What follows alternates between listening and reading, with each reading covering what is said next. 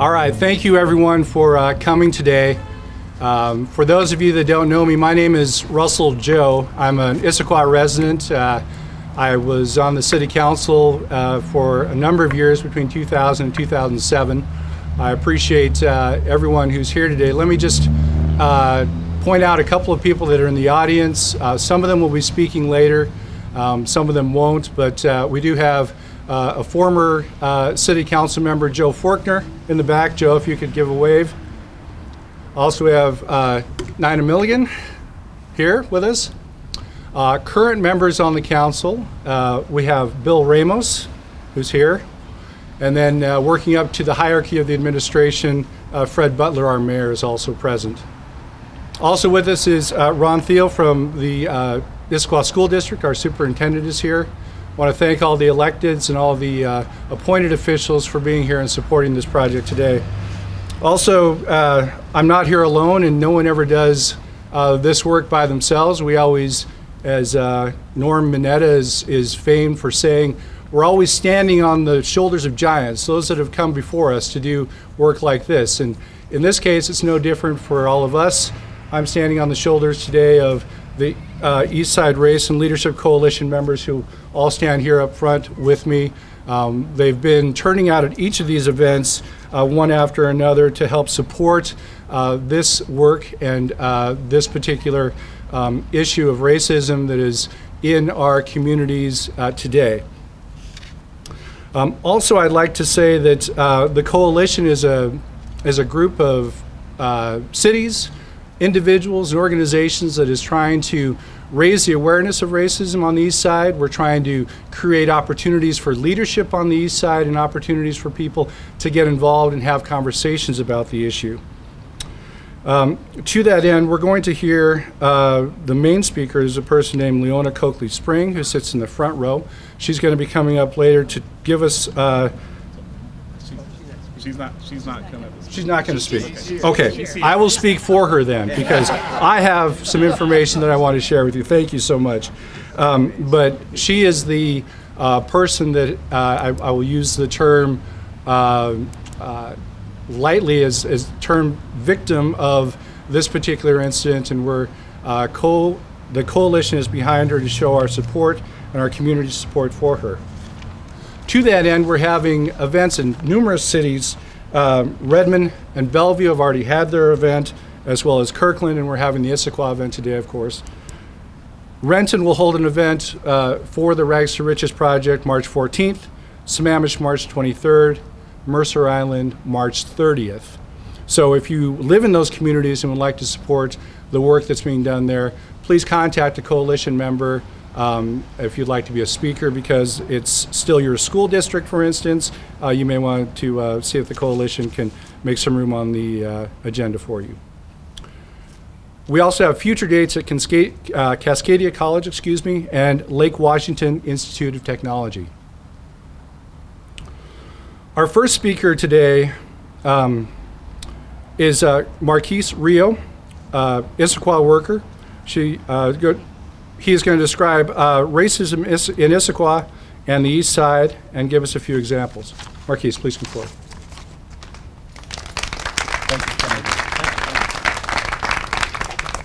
Hello, everyone. How's everybody doing today? Great. Awesome, awesome. So first, I would like to thank everybody for being here. I think today in Issaquah is a really special day, in my opinion. We're in a community can come together and take a stand against racism. It takes a lot of courage as individuals and as a community to stand together. So thank you. I applaud you for that. Again, my name is Marquise Rie. I'm a youth and child advocate for the YWCA. I've lived and worked on the East Side for the past 7 years. I've lived in Bellevue, work in the Issaquah Islands, and my experience with racism on the East Side is, oh my gosh. It's wavering day to day. It's really subtle sometimes. It's microaggressions. It's hate sometimes. It's bigotry. But I do want to share experience when I first moved to Bellevue with you guys. I remember getting off the bus. I was commuting back and forth to work, on the transit, and after getting off the bus, I was walking down Bellevue Way, and there was a car that pulled up on the side of me, and this car was full of kids, about 17 to 18 years old. They yelled out the window, really racial slurs at me. It caught me off guard because I moved from, the quote-unquote ghetto to the suburbs to escape and to give myself a better opportunity. So now having to walk through the suburbs, I have this anxiety, this feeling of traumatic stress that I have to watch my back. And I don't think that's a vision that we as a community on the East Side have. And I want to share a message with you guys that was passed on to me from Ron Chisholm. He's the co-founder of the People's Institute, an institute that's mission is to undo the undoing of racism. So this is what he had to say. The vision is to live in an equitable environment. Those who possess this vision can become models of the society they hope to create by maintaining accountable relationships with their developing leaders, with the institutions that impact their communities. The organizers must have a clear understanding of the process of disempowerment in order to be effective in helping people to gain a sense of their own power. That statement, to me, is worth gold. It's very strong. There's so much power within those statements. It's basically saying that we as individuals and as a community hold the power to stand against racism. So I would like to say thank you to everyone that's here, and again to the organizers for having me here today. Thank you.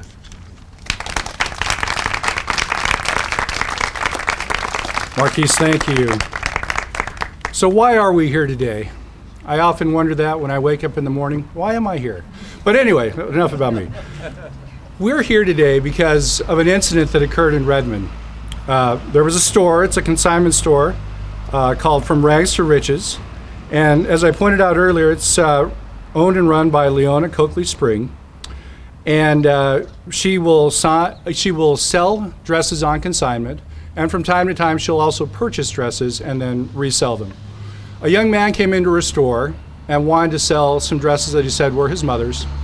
Leona looked at them. They weren't quite the quality that she was used to or wanted to have in her store, but she did feel that the young man was sincere and she wanted to help him out. She paid for the dresses, and they were hanging on a rack. One of them was hanging from a yellow scarf, and it looked like it was attached or was part of another dress. The young man got his money and took off and was quite anxious, a little bit nervous to take off. And as Leona was unpacking the items, the little bag hanging from the scarf was unwrapped, and inside the bag she found a hood and robe from the Ku Klux Klan. On the robe itself, she has told me there was actually a worm on it. And I'm not sure exactly what that means, but it was kind of an odd thing to have in there. She called the Redmond Police Department, and they have investigated, but they are passing on the investigation, she tells me, on to the FBI as they have more resources in this area. So our coalition said, well, how do we respond to this as a community? How do we show that we stand with our brothers and sisters, whether they're black, white, yellow, purple, green? How do we show that we are one community and we will not be torn asunder by racial bigotry? So we came up with this Rags to Riches project that we're touring around, and it asks people, if they feel comfortable, to make a personal commitment as to how they will personally take on the challenge of racism in their community at large, whether it's in their family, and any of the people and the persons that they touch. So that's the impetus of the project. We're very happy that so many people are here today, and our next speaker is going to be Mayor Fred Butler. you can come up. Thank you, Bill. Well, what a beautiful day in Issaquah, and I would like to thank everyone for joining us this noon hour for this important event. I'd also like to thank the Eastside Race and Leadership Coalition for your work in this regard. And it's so inspiring to see so much interest in our community and the greater East Side to promote what is important to all of us. I would hope that you would agree that Issaquah is a vibrant community with a record of embracing people of all cultures, races, beliefs, and backgrounds. In 2002, on April the 1st, 2002, former City Council member Joe Faulkner, former City Council member Russell Joe, and I, along with the rest of the City Council, declared Issaquah as a hate-free zone and unequivocally condemned all discrimination and racism.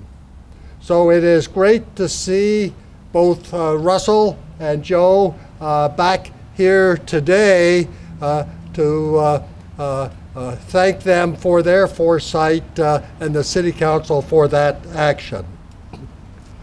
Those values define our city's guiding principles and shape our decisions every day. I am proud to welcome each of you here today in the vicinity of the Blue Door, which is a symbol of friendship between Issaquah and our sister city, Chefchaouen, Morocco. In the aftermath of 9/11, a young girl in our community set out to build stronger ties between the United States and Morocco through person-to-person diplomacy. More than a decade later, our sister city relationship with Chefchaouen is more important than ever due to the events going on in the world. Because we embrace diversity, our community is richer, more prosperous, and more connected than ever before. We all share in the responsibility of meeting our community's basic human needs, including the need to be treated with dignity and respect. Now, I'd like to share my personal commitment to ending racism in our community. As mayor, I am committed to fostering a tolerant community that treats all people equally and celebrates our diversity. Thank you, Russell. Thank you, Mayor Butler. It's so important that elected officials speak out, but it's also important that everyday members in our community also take stands. Our school district takes a stand, and so we're going to hear from both the school district and local businesses next. And I'd like to ask our superintendent from the Issaquah School District, Ron Thiel, to come up. He's going to talk about the work that is being done in the Cultural Equity Advisor Group. Thank you. First off, I just want to thank you for hosting this event today. Especially thank the Eastside Race and Leadership Coalition and giving us, the school district, an opportunity to share some of our experiences. I would also like to note that in order for us to better address issues of racism in our school system, it's going to take a collaborative effort. We need to reach out to our partners, such as our PTSAs, our schools foundation, and the program Cultural Bridges within the foundation, and of course, organizations like the Eastside Race and Relationships. I'd love to be able to stand up here and tell you that we don't have issues of racism in the Issaquah School District, but you all know that that's not the case. We have experienced dramatic demographic changes in the last 15 to 20 years in the Issaquah School District. I like to tell the story of how when I came to the district in 2001 as the principal of Issaquah Middle School, we were 85% white as a district at that time. Today we are about 57% white. And we are changing and have changed at about 2% a year. And I would anticipate in the next 3 to 5 years, we, like many of the districts around us, will become a minority-majority school district. And that's very different for us. And so how are we responding to that as a school system? We have embarked on an ongoing journey to increase our understanding about equity and cultural competency. We have staff who truly care about supporting each other and every student. Our administrators, teachers, and staff are committed to learning and participating in a variety of professional development opportunities. One that is especially important in this area is a training that we have been doing for the last year and a half with Dr. Caprice Hollis and Ilse Govan from Cultures Connecting. We're addressing and learning about issues of stereotyping, white privilege, history, working towards increased understanding, cultural competency classes with a focus on race, equity, and support for all students. We've also created the District Cultural Equity Advisory Group. It was formed last year. Approximately 25 parents and staff who represent different cultural groups in our school population. The group has made recommendations which our admin team has supported and is working to implement, including increased efforts to recruit and retain diverse staff, because while our student population has changed dramatically, our staff mix hasn't changed as dramatically.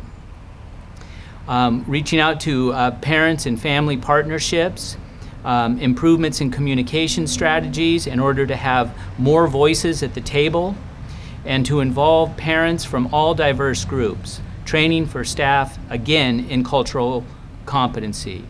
The vision statement for this group states, we believe that cultural diversity of our district is one of our greatest strengths, and that every community has unique and critical contributions. We welcome and empower everyone and strive to provide equitable opportunities for each and every child. This is the goal as we move forward. We recognize we have a lot of work to do, but I'm very proud of the staff, how they're embracing this work, and so appreciative of those members of our community who have stepped forward to help us in an area that is not our normal area of expertise. And I have to tell you, having participated in some of the panel conversations and things, it's been very enlightening and eye-opening for all of us. So I like to talk a lot about creating a culture of kindness. Well, clearly we can't have a culture of kindness if we allow racism to exist in our system. So we have to work aggressively to address these issues within our system. And again, thank you for this opportunity to share a little bit about what's happening in the Issaquah School District. Thank you. Thank you, Ron. In the aftermath of 9/11, Fred Butler touched upon the hate-free zone campaign that was done, and many local businesses put up signs in their businesses that said this is a hate-free zone. Since our climate has been changing, businesses again have responded, and one of the businesses that has responded is Bannock Chiropractic and Massage, and Leslie Bannock is going to come up here and tell us about her efforts to stand up to racism. Leslie. Thank you. Hi, I'm Leslie Bannock. I'm a small business owner, and I'm very sorry that you had to go through what you went through. I live in Issaquah. I love it here. I feel like my family and I are living the American dream. We have great schools, we have good governance, we have amazing job opportunities, we have a really fun, connected, healthy community. We have diversity that enriches all of us, and we have safety. We can't take that for granted.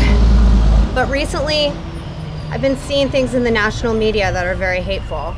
There's been attacks against immigrants and people of color, even here in the Pacific Northwest. And there have been locally incidents where some Issaquah High students and a state senator have made national news for racist comments. Now this new incident has occurred. I think this has been a wake-up call for all of us. There are churches and interfaith coalitions building bridges throughout the region. As Mr. Thiel mentioned, less than 2 years after those racist comments, the Issaquah School District has rolled out a comprehensive district-wide elementary through middle school framework supporting a culture of kindness. I'm not an activist, I'm just a mom, and like all of you, I can't stand the thought of any child or youth questioning their place in society or their safety based on their skin color or religion, especially in this day and age.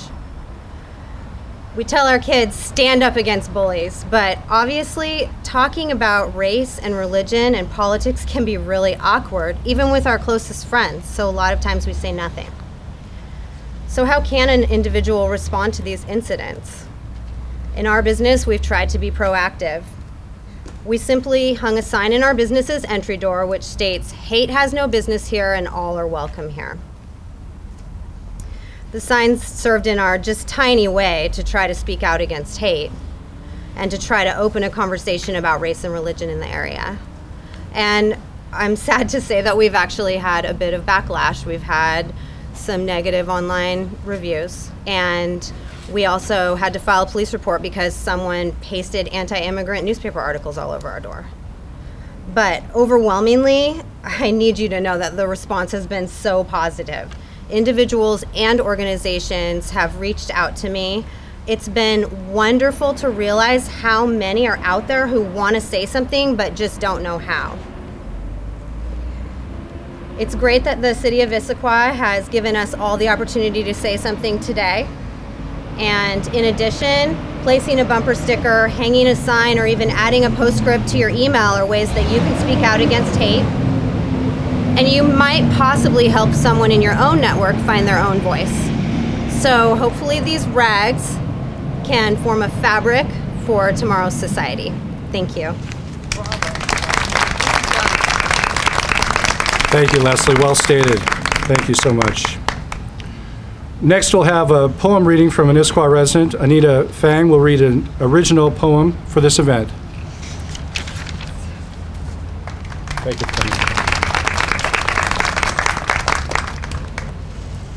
I've written this poem really to honor all of us in our willingness to show up and take a stand against racism, and especially to you, Leona, for your great strength and courage. This helps all of us, and I hope that it can help you in your recovery. So this poem is titled "The Thread." If there is mending to be done, then this very moment provides the needle and the eye. Never mind if the dream is worn thin. Always to each one of us, the work is consigned. Whether hatred comes to us in person or secondhand, bloodied or starched stiff with poisonous ideas, there is mending that can be done, and this moment will provide. Any one of us may have leaned into the task 100 times or more. Still, it is for our community and to each one of us individually that this work is consigned. We must pay close attention, especially within ourselves.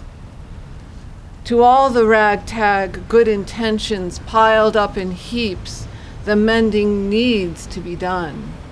This moment provides the means, and we can either take it up and make amends or pretend it isn't ours to do.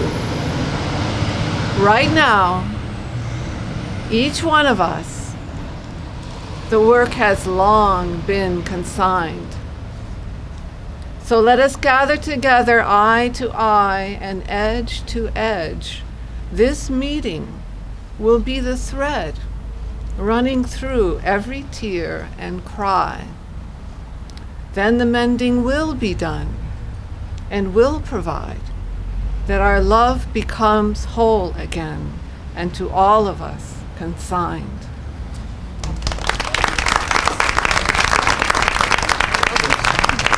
Thank you so much. To all of us, the work has been consigned. We all share in having a part in the work. We're going to hear from some additional dignitaries, electeds, but I'm going to put in a brief commercial for the coalition. Elected officials have a key role in making our communities better, communities safer, more loving, more open. Candidates of color are not necessarily seen on the east side. We have a project called Filling the Pipeline. It's a project that will be going on this year. People that are interested that live on the east side, that are persons of color, can go to this class and learn the ins and outs of running for office or getting prepared to be a candidate to be appointed to office so that we can start filling the pipeline with good candidates that show and reflect the diversity of our community. The class is taught by me. Some other electeds have said that they are willing to come and help. Includes former Mayor Ava Freisinger. Joe Forkner has indicated that he'd be willing to speak as well. We're going to have a lot of different people coming and pulling the line to help educate people. How do I get involved? How do I get appointed to a board or commission so that I can be prepared when a spot opens up to be a viable candidate for an appointment to the city council, to a county council position? How do I make sure that I'm ready? How do we fill that pipeline with young people of color that will reflect the diversity of our community? That is the way that we work for change. That is the way that this problem gets addressed, but it's only one, and you've heard from everyone else too. So it's a whole fabric together, but that's a brief plug for the program. If you're interested, come talk to me after this is over. We'll hear from Bill Ramos from the Issaquah City Council. He's going to do some brief comments. Bill, come forward.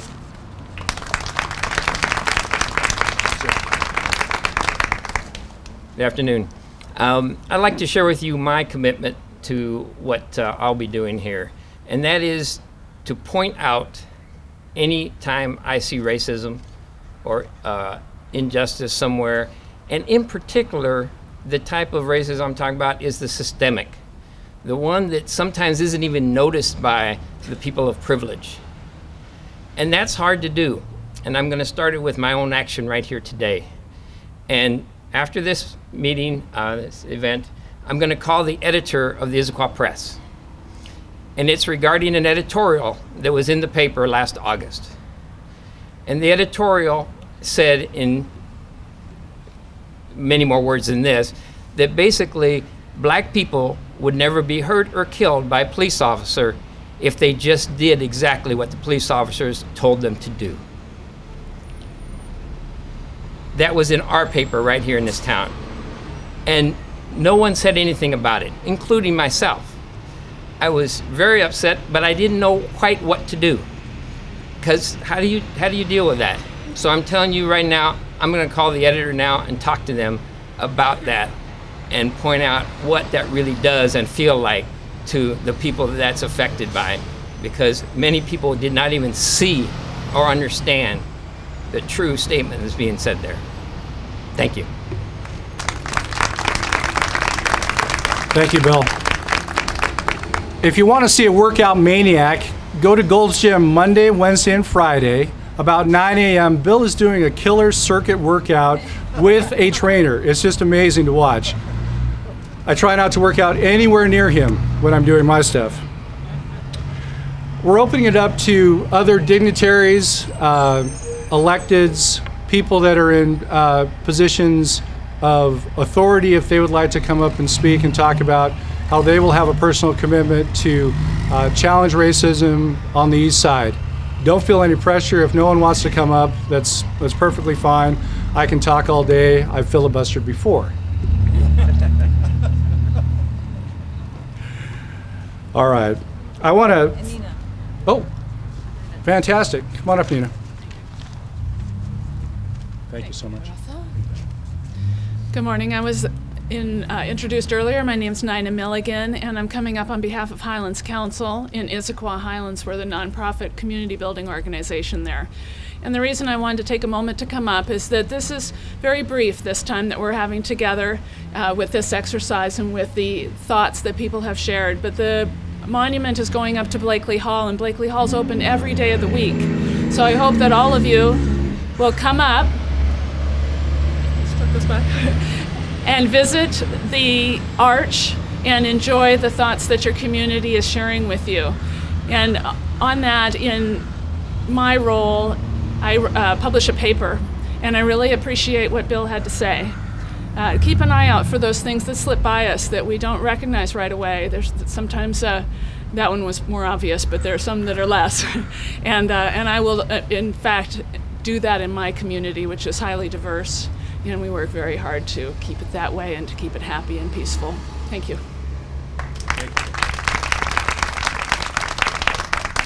All right, we've had one brave soul. Anyone else would like to come up? Please. Introduce yourself and go ahead.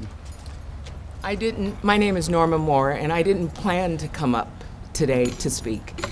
I was actually asked to come to this event, and I didn't know what to expect, but Marquise Rioux is a fellow worker at the YWCA Family Village in Issaquah, and I have been a resident of the East Side for about, I hate to say, but a lot of decades. And I have worked on social justice for a long time. I work with Bud Scar in the Lake Washington School District on the Racism Committee and the Minority Parents Committee. When I decided to come up today because there is something happening in our community right now, not on the East Side. It is a Seattle situation, but in my opinion, it is social justice and it is racism, and it is wrong. Some of you may or may not have heard about a young man who was, before he was called by his name, he was called a felon. He spent many years locked up. He got out recently. His name is Shay Taylor, and he was more than a felon. He was my best friend's son. I've known him since he was a baby. But I would like to ask that there is a video of his killing by the Seattle Police Department on February 21st. And it appears that there were other choices that could be made to not kill this young man. And that choice wasn't made. And I just want to challenge people here that if you want to fight a structural racism, that would be a good place to start. Thank you. Thank you so much. Anyone else would anyone else like to come up and speak?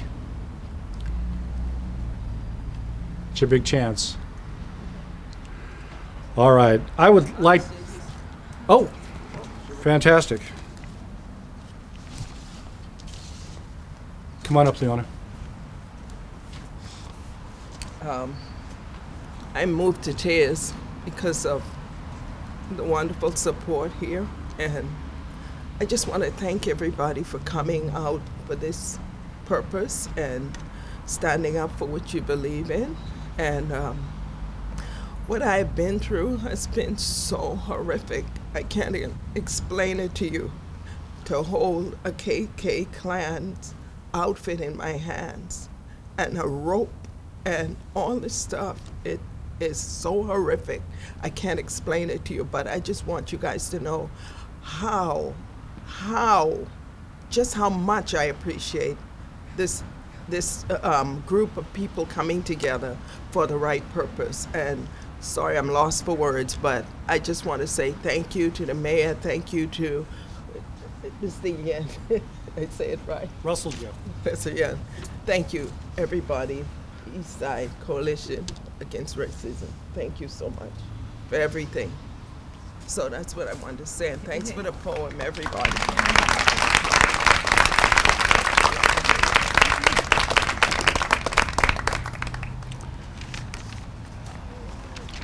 I want to thank everyone for spending your lunch hour with us.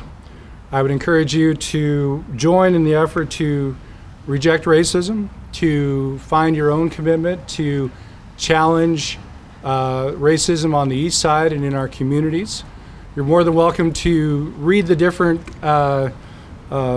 Rags to Riches commitments that have been made. You're also welcome to write your own. Once you write one, or even if you just want to do a lapel like James has on there, that has the fabric on there, people have stopped you or have stopped people that have done the commitment and said, what's that about? It gives us an opportunity to have a conversation about racism on the East Side. Maybe some people don't know the event that happened in Redmond. It gives us an opportunity to talk about the issues. I was out in the public yesterday and having a conversation with a person that I've known for 18 years. And he said to me, I just can't believe that racism exists here in Western Washington anymore. And I had a choice to just not say anything and move on in the conversation, or I had to tell him my personal story and what was happening in Redmond and the experiences that I've had in our community since 9/11, and I had the conversation. I can't say that I've changed a mind or that my great skills as a lawyer won the day, but we had the conversation, and I think we were both better for it. We're still friends. We still will talk and move forward together, but that conversation was the key element. So again, thank you for coming today. If you have any questions or would like to talk about the pipeline project or any of the other work that the East Side Race and Leadership Coalition is doing, please come forward and find one of the coalition members. Thank you very much for coming today. Have a great day.